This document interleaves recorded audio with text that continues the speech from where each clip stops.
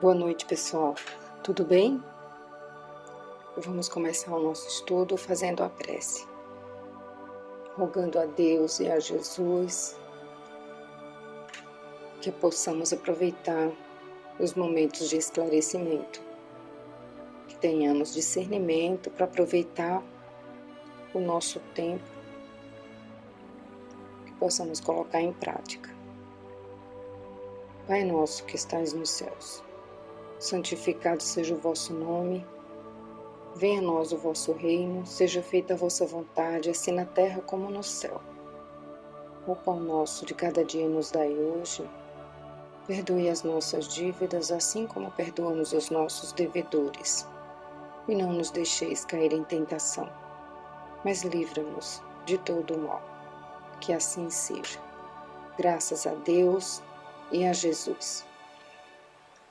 Dando continuidade ao nosso estudo do livro Renovando Atitudes, vamos ver hoje o capítulo 36, Imposições, que vai nos falar a respeito do item 8 do capítulo 8 do Evangelho segundo o Espiritismo, que é Bem-aventurados os puros de coração. E o item 8 nos fala sobre a verdadeira pureza, mãos não lavadas. Não é o que entra na boca que enlameia o homem, mas o que sai da boca do homem. O que sai da boca parte do coração, e é o que torna o homem impuro. Mas comer sem ter lavado as mãos não é o que torna um homem impuro.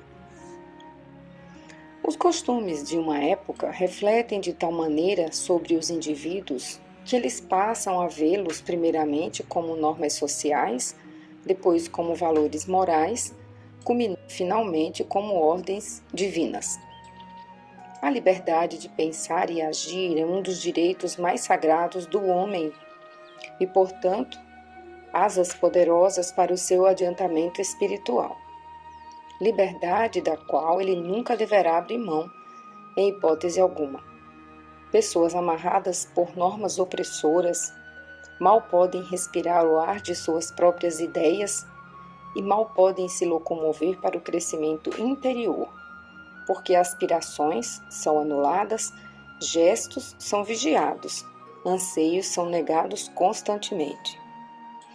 Não é o que entra na boca que enlameia o homem, mas o que sai da boca do homem. Adverte Jesus de Nazaré às criaturas de seu tempo, que se apegaram às práticas e regulamentos pré-estabelecidos pelos homens e dos quais eles mesmos, por ser pessoas ortodoxas e intolerantes, faziam casos de consciência. Os judeus, por confundirem frequentemente leis divinas com leis civis, atribuíam ao costume de lavar as mãos antes das refeições, à circuncisão, às questões do sábado e a outras tantas situações sociais, motivos geradores de polêmicas religiosas, porque se prestavam mais às práticas exteriores do que aos verdadeiros anseios de renovação das almas.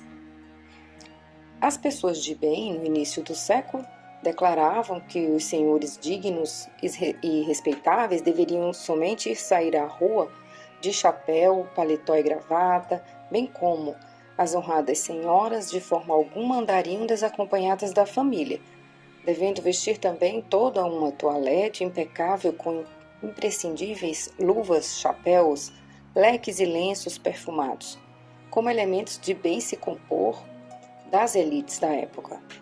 No tempo de Jesus não poderia ser diferente. Ele, vivendo entre criaturas radicais, fanáticas pelas crenças religiosas do passado, que cultuavam normas e regras dadas pelos antigos profetas, haveria de não ser compreendido por sua postura de relacionamento livre de preconceitos e por ensinar sempre novos aspectos de ver e sentir a vida. O mestre tinha senso de alma, ou seja, bom senso, porque usava sua sensibilidade e lógica para orientar a si mesmo e aos outros que lhe escutavam as lições de sabedoria, pois era contrário à superstição e à hipocrisia dos que honravam com os lábios, mas não com o coração. O que é moral ou imoral é relativo em se tratando de costumes e regras sociais, porque em cada tempo, em cada era e em cada povo, mudam-se as leis sociais, mudam-se os valores, muda-se a moral social. No entanto, a moral a qual se reportava o Cristo de Deus não era aquela estabelecida pelos padrões imperfeitos do conhecimento humano, nem a que faz comparações do que é adequado ou inadequado, nem a que faz estatística e rotula coisas e pessoas. Entende-se que nossa alma tem sua própria história de vida, que somos totalmente individualizados por termos sido expostos a diversos estímulos e experiências diferentes ao longo da nossa jornada, na multiplicidade das vidas, e, portanto, devemos ser vistos de conformidade com a nossa vida interior. Ele sabia que grande parte do nosso sofrimento ou conflitos internos provinha do fato de nos considerarmos errados, por não estarmos dentro dos moldes convencionados pela sociedade em que vivemos. Matar será sempre imoral perante as leis divinas, apesar de que, dentro dos padrões da moral social, matar na guerra é motivo de condecorações com medalhas e honrarias. Dessa forma, analisemos, raciocinando com discernimento, a que moral nós estamos nos prendendo? A das leis passageiras da elite de uma época ou a das leis eternas e verdadeiras de todos os tempos? Pesquisemos atentamente os alicerces de nossa conduta moral. Eles podem ser os frutos de nossa dor, por permanecermos presos ao conflito de lavarmos ou não as mãos, ou podem ser as raízes de nossa felicidade, por seguirmos Jesus escutando a voz do nosso coração. E trabalhar para fazer a mudança dessa atitude também acaba nos liberando de um peso muito grande, que é a sensação de não ser adequado, porque estamos dentro de um grupo, ou de grupos sociais, e sempre acabamos por nos comparar o tempo inteiro. Vamos ver agora o que eu encontrei em Emmanuel, no livro Pão Nosso, capítulo 30, Convenções. E disse-lhes: o sábado foi feito por causa do homem, e não o homem por causa do sábado. Nessa passagem de Marcos 2, 27. O sábado, nesta passagem evangélica, simboliza as convenções organizadas para o serviço humano. Há criaturas que por elas sacrificam todas as possibilidades de elevação espiritual, quais certos encarregados dos serviços públicos que adiam indefinidamente determinadas providências de interesse coletivo em virtude da ausência de um selo minúsculo. Pessoas existem que, por bagatelas, abandonam grandes oportunidades de união com a esfera superior. Ninguém ignora o lado útil das convenções. Se fossem totalmente imprestáveis, o Pai não lhes permitiria a existência no jogo das circunstâncias. São tabelas para a classificação dos esforços de cada um. Tábuas que designam o tempo adequado a esse ou aquele mister. Todavia, transformá-las em preceito inexpugnável ou em obstáculo intransponível constitui grave dano à tranquilidade comum. A maioria das pessoas atende-as antes da própria obediência a Deus. Entretanto, o Altíssimo dispôs todas as organizações da vida para que ajudem à evolução e o aprimoramento dos filhos. O próprio planeta foi edificado por causa do homem. Se o Criador foi a esse extremo de solicitude em favor das criaturas, por que deixarmos de satisfazer-lhe os divinos desígnios, prendendo-nos às preocupações inferiores das atividades terrestres? As convenções definem, catalogam, especificam e enumeram, mas não devem tiranizar a existência. Lembra-te de que foram dispostas no caminho a fim de te servirem. Respeita-as na afeição justa e construtiva. Contudo, não as convertas em cárcere. Vamos seguir. Agora, capítulo 37 do Renovando Atitudes. Conveniência. Esse capítulo vai falar do item 7 do capítulo 13 do Evangelho segundo o Espiritismo, que é que a mão esquerda não saiba o que faz vossa mão direita. O item 7 trata de convidar os pobres e estropiados. Quando derdes um jantar ou uma ceia, não convideis nem vossos amigos, nem vossos irmãos, nem vossos parentes, nem vossos vizinhos que forem ricos, de modo que eles vos convidem em seguida a seu turno e que assim retribuam o que haviam recebido de vós. Fazer o bem pelo único prazer de fazê-lo, amar sinceramente, dando o melhor de nós mesmos, sem pensar em retribuições. Eis a base do amor incondicional. A sinceridade é o melhor antídoto para afastar as falsas amizades. Convidar à mesa os pobres, os estropiados, os coxos e os cegos, na recomendação de Jesus, é angariar relacionamentos satisfatórios, leais, estimulantes, sem segundas intenções. Talvez, por querermos levar vantagens e proveito em tudo, tenhamos atraído para o nosso círculo afetivo amizades vazias, distorcidas, que representam verdadeiros parasitas de nossas energias. Por isso nos sentimos algumas vezes inadaptados ao meio em que vivemos. Mas se amarmos por amar, encontraremos criaturas que não se preocuparão com as escalas hierárquicas e nos aceitarão como somos. Não esperarão de nós toda a sabedoria para todas as respostas, apenas compartilharão conosco o carinho de bons amigos. O refrão da conveniência é: vou te amar se me recompensares, serei teu amigo. Se me convidares, te prestigiarei. Se ficares sempre ao meu lado, eu te amarei. Se concordares comigo, concordarei contigo. Jesus nos pede desinteresse nas relações, e não imposições de conformidade com as nossas paixões. Ele nos ensina a lição de não manipularmos ocasiões, porque toda cobrança fragiliza relacionamentos, e, em verdade, é uma questão de tempo para que tudo venha a ruínas. Os sentimentos verdadeiros não são mercadorias permutáveis, mas alimentos nutrientes das almas, os quais nos dão fortalecimento durante as provas e reerguimento perante as lutas expiatórias. Quando esperamos que os outros supram nossas carências e nos façam felizes gratuitamente, não estamos de fato amando, mas explorando-os. Ao identificarmos jogos de manipulação, procuremos relembrar nossa verdadeira missão na Terra, pois sabemos que não viemos a este mundo a fim de agradar os outros ou viver à moda deles, mas para aprender a amar a nós mesmos e aos outros sem condições.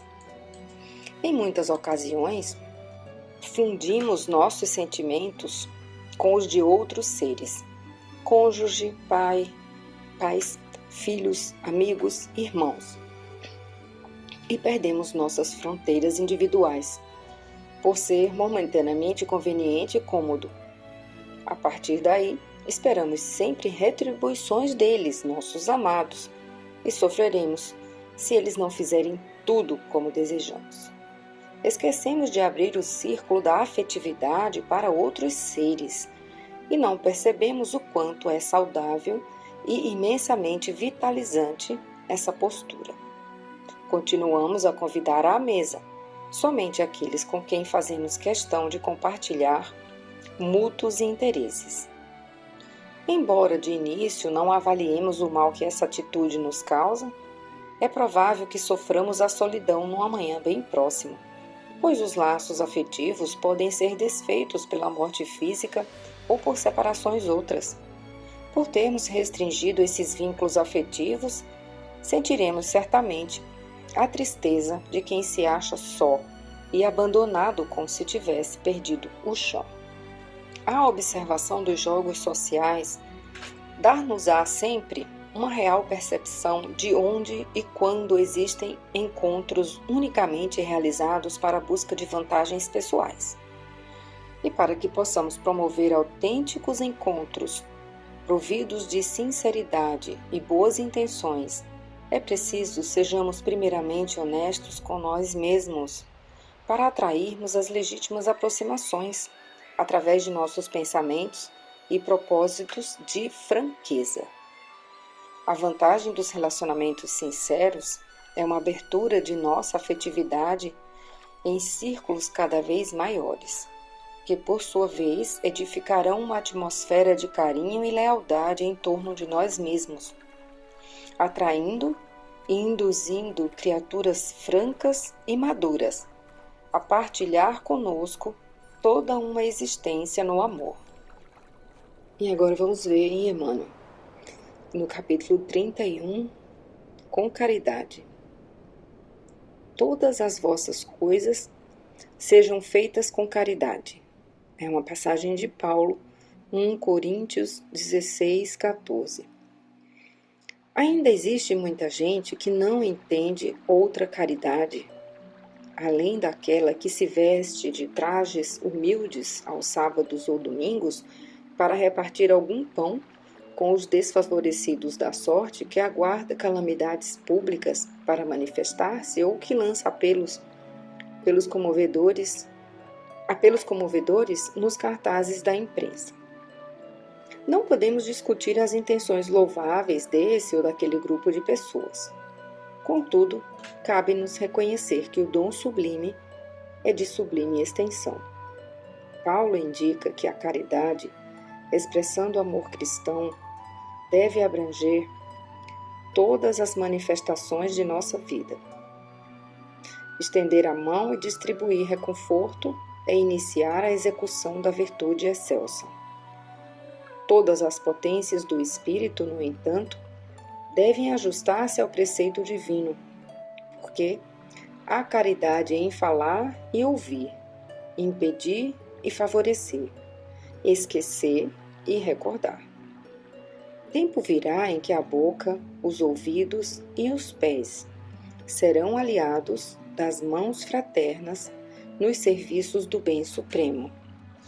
Cada pessoa, como cada coisa, necessita da contribuição da bondade de modo particular. Homens que dirigem ou que obedecem reclamam-lhe o concurso santo, a fim de que sejam esclarecidos no departamento da casa de Deus em que se encontram. Sem amor sublimado, haverá sempre obscuridade, gerando complicações. Desempenha tuas mínimas tarefas com caridade, desde agora. Se não encontras retribuição espiritual no domínio do entendimento em sentido imediato, sabes que o Pai acompanha todos os filhos devotadamente. Há pedras e espinheiros? Fixa-te em Jesus e passa. São capítulos para ler e reler. Com certeza, todos os dias vamos encontrar a ocasião de reconhecer essas orientações e colocar em prática. Aí, algumas vezes não teremos essa capacidade, porque estamos tão envolvidos com tantos afazeres, tantas tarefas, com um pensamento tão acelerado, mas à medida que vamos lendo, ouvindo, relendo, procuramos enxergar cada coisa que ocorre no nosso dia a dia. Cada pensamento, cada ato, podemos rever esse ato. No final do dia, se a gente já conseguiu fazer isso, parando, prestando atenção, tentando relacionar o que aprendemos com aquilo que acabamos de viver, para fazer de uma forma diferente amanhã, já teremos caminhado bem. Que possamos refletir. Uma boa semana a todos.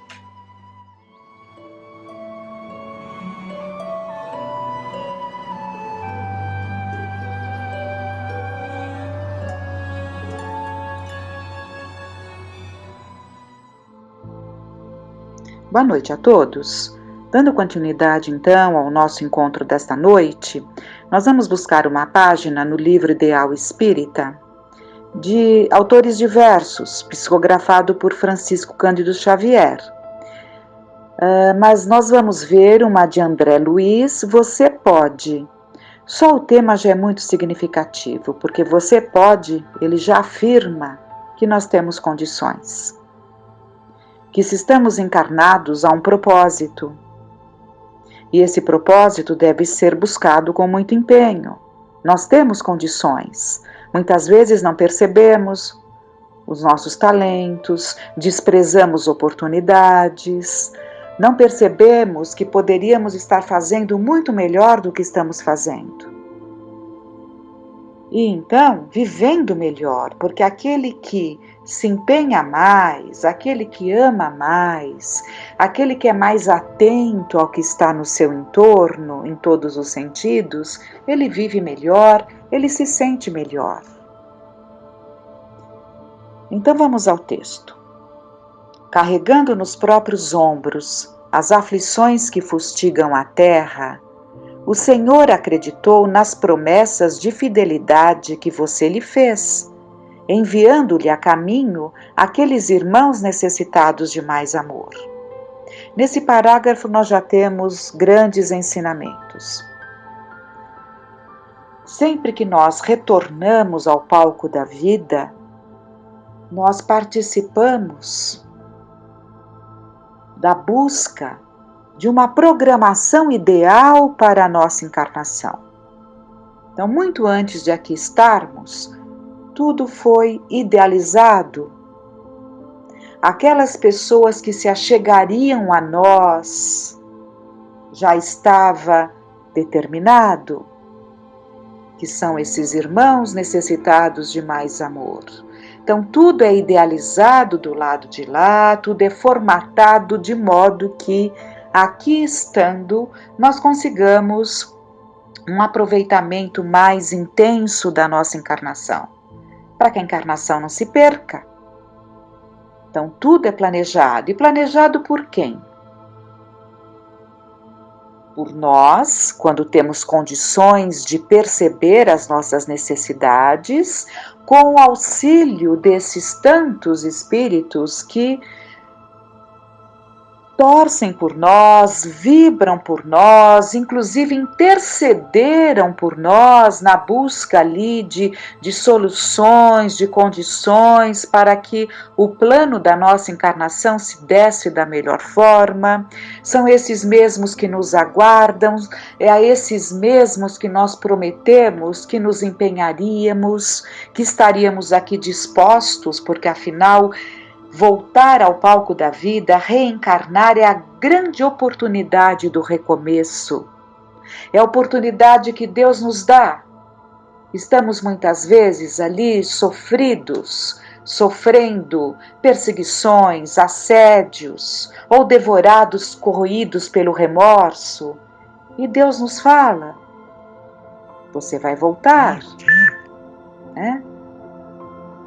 Você vai voltar, Deus nos fala metaforicamente, dizendo, você vai voltar, a sua mente vai acalmar, você vai esquecer temporariamente todos esses dramas criados por você mesmo e vai mergulhar no esquecimento e ter a condição de lá, junto daqueles tantos que eu colocarei no seu caminho, conseguir sair vencedor, acalmando essas animosidades, acalmando esses desencontros e favorecendo para que o bem prevaleça entre todos. É assim que se dá uma encarnação, uma programação visando o bem. Com todos aqueles com os quais nos comprometemos, inclusive aqueles que vêm e que estarão junto de nós. Então nós falamos para aqueles que já estão, que retornaram antes de nós lhe dissemos que estaríamos em seguida ou um pouco mais adiante, que nos aguardassem e que contassem com a nossa presença, com o nosso empenho. Falamos para aqueles outros tantos que ficaram e nós retornamos, que viríamos antes, mas que os aguardaríamos. É assim que se dá uma programação para o bem, uma programação de vida. E continua André Luiz. Chegam eles de todas as procedências. Quem são eles? Esses irmãos necessitados de mais amor, que muitas vezes vai exigir de nós mais atenção, são objeto da nossa preocupação, até mesmo das nossas aflições, mas estão aqui junto de nós, como foi idealizado do lado de lá. É a esposa fatigada esperando carinho. É o companheiro abatido implorando em silêncio esperança e consolo. De outras vezes, é o filho desorientado suplicando compreensão ou o parente na hora difícil aguardando braços fraternos. Agora, é o amigo transviado esmolando compaixão e ternura. Depois, talvez, será o vizinho atormentado em problemas esfogueantes, pedindo bondade e cooperação. Isto acontece porquanto você pode compartilhar com ele a tarefa do auxílio. Com ele, esse ele está em letra maiúscula. Deus auxilia as suas criaturas através das próprias criaturas. Os trabalhadores do Cristo, esses mensageiros abençoados, que se fazem instrumentos da causa de Jesus, nos inspiram, nos auxiliam e estão em busca de instrumentos para que o bem se faça. Fazemos uma prece direcionada a alguém necessitado, aquele alguém sente o lampejo da esperança, aquele alguém pode, quando receptivo, pode sentir-se envolvido por uma vibração amorosa que aquece a sua alma e se sente mais disposto, e as suas ideias se aclaram e ele busca se recompor diante daquela situação que lhe traz tanta amargura. Lançando a rede em mar mais alto, Jesus falou aos discípulos: vamos ao mar alto, lança-te a mar alto. Quantas vezes na vida nós temos que buscar as profundezas do mar? Metaforicamente falando, quantas vezes na vida temos que mergulhar mais fundo para conseguirmos emergir e conseguirmos superar e vencer aquela dificuldade que se faz tão grande. Isso acontece porquanto você pode compartilhar com ele a tarefa de auxílio. E no Livro dos Espíritos, nós vamos dar uma parada então no texto. No Livro dos Espíritos, na questão 132, nós temos lá: Kardec pergunta aos espíritos superiores encarregados de nos trazer a revelação: qual é a finalidade da encarnação dos espíritos? Deus a impõe com o fim de levá-los à perfeição. Para uns é uma expiação, para outros uma missão. Mas para chegar a esta perfeição, eles devem sofrer todas as vicissitudes da existência corpórea. Nisto é que está a expiação. A encarnação tem ainda outra finalidade, que é a de pôr o espírito em condições de enfrentar a sua parte na obra da criação.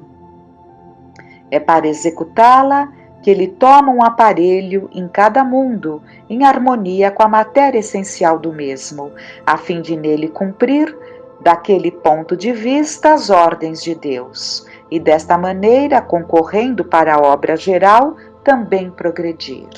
Então, ao encarnarmos, nós tomamos um perispírito de acordo com o mundo em que vivemos, aqui no nosso caso, essa nossa terra abençoada, para nos fazermos instrumentos da criação, fazermos a nossa parte na obra da criação.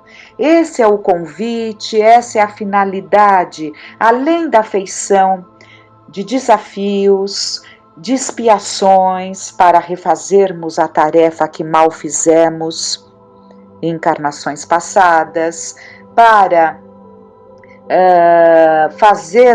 refazermos aquilo que deixamos de fazer, né?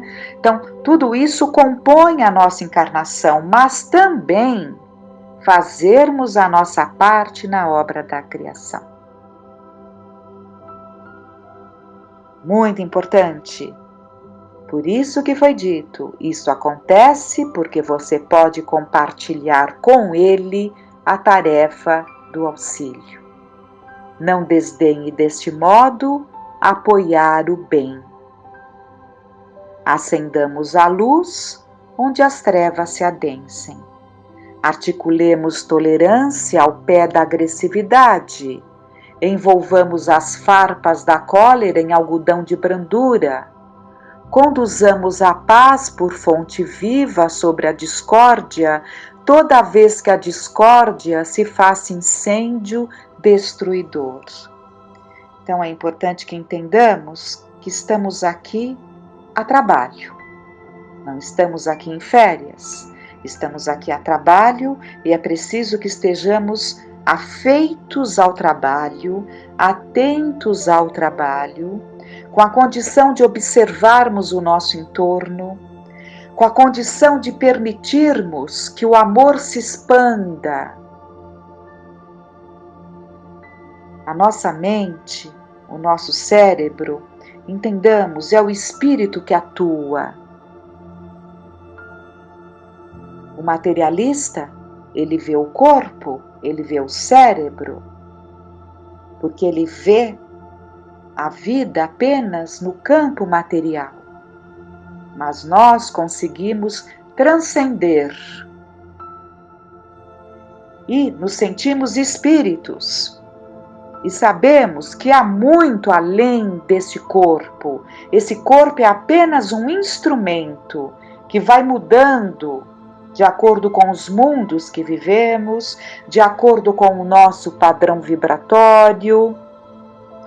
O corpo espiritual muda de acordo com o nosso padrão vibratório, né? E temos então esse corpo físico, que é um instrumento que se faz necessário para que atuemos aqui na carne. Então, nós que entendemos isso, é preciso que deixemos de viver apenas nesse campo da materialidade. É preciso que entendamos o verdadeiro significado da vida e a oportunidade que se faz no convívio com o outro. Aqueles que se achegam mais próximos, que o nosso amor se expanda a ponto de envolvê-los numa vibração amorosa que nos aqueça em nossos lares, mas que também possamos abrir as janelas e as portas da nossa casa para que não fiquemos apenas ou tão somente nesse amor dedicado aos nossos familiares, porque dessa forma corremos o risco de incidir no egoísmo doméstico. É preciso que esse amor se expanda também a outros tantos que também se achegam, que também fazem parte daqueles irmãos, logo ali do primeiro parágrafo, necessitados de mais amor, que vão se achegando, não só na nossa família, não só na nossa parentela, mas vão se achegando nesses grupos que se aproximam de nós, naqueles que se achegam no nosso caminho. E é preciso que tenhamos este olhar, essa atenção, que não andemos distraídos. Não desdenhe deste modo apoiar o bem. Deixe que Ele, o Mestre, se revele por sua palavra e por suas mãos. Não impeça sua divina presença através de seu passo no amparo às humanas dores, as dores que se fazem, as dores da alma, em que uma palavra, um livro ofertado, um convite pode acalmar essas dores morais. Uma atitude que aquela pessoa se sinta importante para nós pode alegrar mais os seus dias. Mas nos lembrarmos que a prece alcança, mas é preciso a ação, porque para saciar um estômago faminto que pode se revoltar ou se sentir tão desprezível a ponto de não conseguir reerguer-se, para saciar uma fome é preciso que as mentes e mãos se movimentem com a prece que envolve, mas com a atitude que leva o socorro, com a palavra que alcança, com o gesto que levanta, para que o socorro não chegue tarde. E nessa estrada bendita, depois da luta cotidiana, sentirá você, no imo da própria alma, o sol da alegria perfeita, repetindo de coração erguido a verdadeira felicidade. Obrigado, Jesus, porque na força de tua bênção consegui esquecer-me, procurando servir. Então André Luiz termina falando que sentiremos, se assim agirmos, sentiremos o sol da alegria e repetiremos do fundo do nosso coração, repetiremos a verdadeira felicidade, porque isso sim é felicidade e não aquela que corremos atrás, batendo em portas erradas. Poderemos dizer, poderemos repetir: obrigado, Jesus, porque na força da tua bênção consegui esquecer-me procurando servir. É preciso que o outro tenha importância. É preciso que aprendamos a nos esquecer, colocando o outro na condição que ele tem, na condição que ele deve ter, e com isso nos afastaremos desse egoísmo, egocentrismo, e teremos um olhar voltado para o outro, e isso nos dará uma satisfação muito grande. Lembrando ali no Evangelho segundo o Espiritismo, vivei contentes e felizes, mas cumprindo os vossos deveres.